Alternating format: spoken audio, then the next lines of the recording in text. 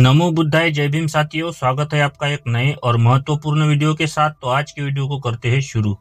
होलिका और होली वस्तुतः सम्यक काल की एक स्वच्छ परंपरा को रूपांतरित करते हुए विकृत नाम और रूप है। इस होली का कोई भी साक्ष्य 850 ईस्वी से पूर्व के काल में उत्खनन से प्राप्त नहीं हुआ है। भारत के अंदर सम्यक सभ्यता में बौद्ध पंचांग, शक पंचांग, विक्रम पंचांग का प्रचलन था। तीनों पंचांग के अनुसार वर्ष का अंतिम दिन और वर्ष का प्रथम प्रारंभ दिन को खुशीपूर्वक उस समय में उपलब्ध फसल के बने पकवानों के साथ बिताने से था।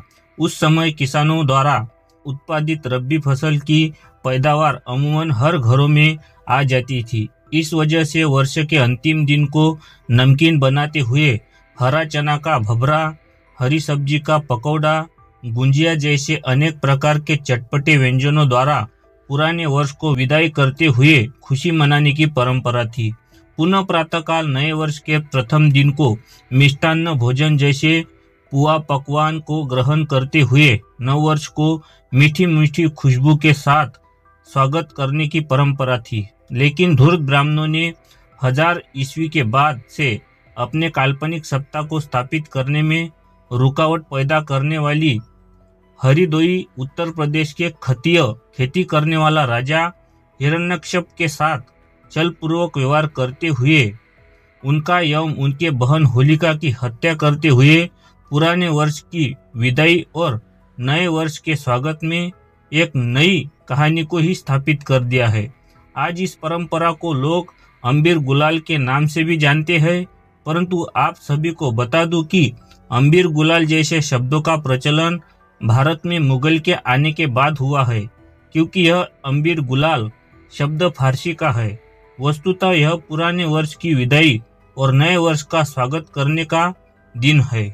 आज जरूरत है तो सिर्फ आने वाली पीढ़ी को इन सभी बातों से अवगत कराने की कि यह होली की बधाई न होकर पुराने वर्ष की विदाई और नए वर्ष के स्वागत का दिन है। साथ ही कृषि प्रधान देश में रबी फसल के घर आगमन का हर्षोल्लास का दिन है।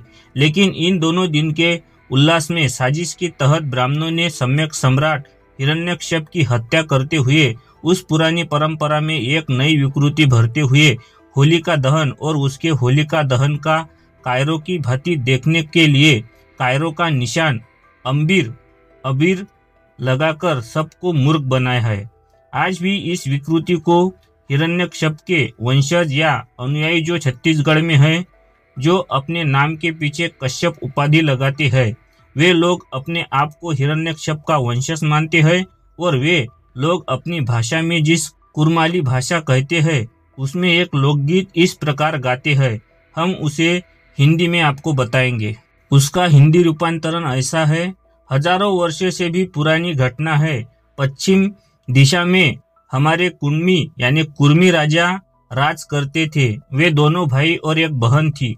बड़े भाई का नाम मान्यवर हिरण्या कशुआर तथा छोटे भाई का नाम हिरण्यु कशुआर एवं बहन का नाम होलिका कशुआर था। ठीक इसके सामने पूरब दिशा में घोरासुर कठुआर का राज था। इन्हीं के काल में ब्राह्मणों का कहीं से आगमन हुआ था, जो हिरण्यु कशुआर के राज्य में भेड़ चराते थे। उसी में से एक चतुर चालाक विष्णु नाम का ब्राह्मण भी था। वही छल बल से पहले हिरण्य कछुआर को धोखे से मार दिया। तब उनका छोटा भाई हिरण्यु राजपाट संभाला। जब विष्णु की दाल नहीं गली, तब जैसे तैसे हिरण्यु कछुआर का बेटा पहलू कछुआर को नशेड़ी बनाया और बाप बेटे में मतभेद करवा दिया। राजा द्वारा पहलू यानी प्रहलाद कछुआर को देश निकाला दे दिया गया। यह सुनकर पहलू की फुआ को बहुत दुख हुआ। एकलौते बेटे के वनवास से होलिका के मन में पहलू को देखने का इच्छा पैदा हुआ। तब वह पूर्णिमा के उजियारी रात को खाद्य पदार्थ लेके पहलू के पास गई। लेकिन वहां तो नजारा ही कुछ और था। शराब के नशे में धूर्त ब्राह्मणों के साथ पहलू कछुआर को देख फुआ होलिका बड़ी दुख के साथ वापस लौट रही थी। तभी उसके ब्राह्मण साथियों ने होलिका को अकेले पाकर सामूहिक दुष्कर्म करके उसे जला दिया।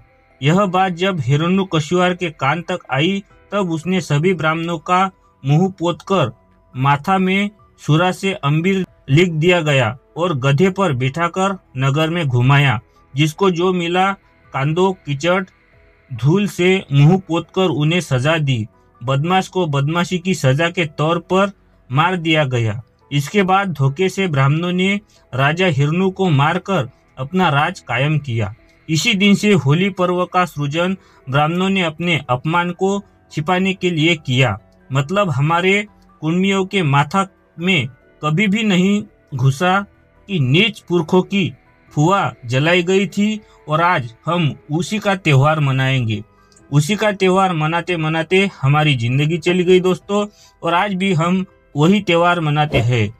तो दोस्तों आज का ये वीडियो कैसा लगा? वीडियो अगर अच्छा लगे तो वीडियो को लाइक करें, शेयर करें, अपने दोस्तों को भेजें। नमो बुद्धाय, जय भीम।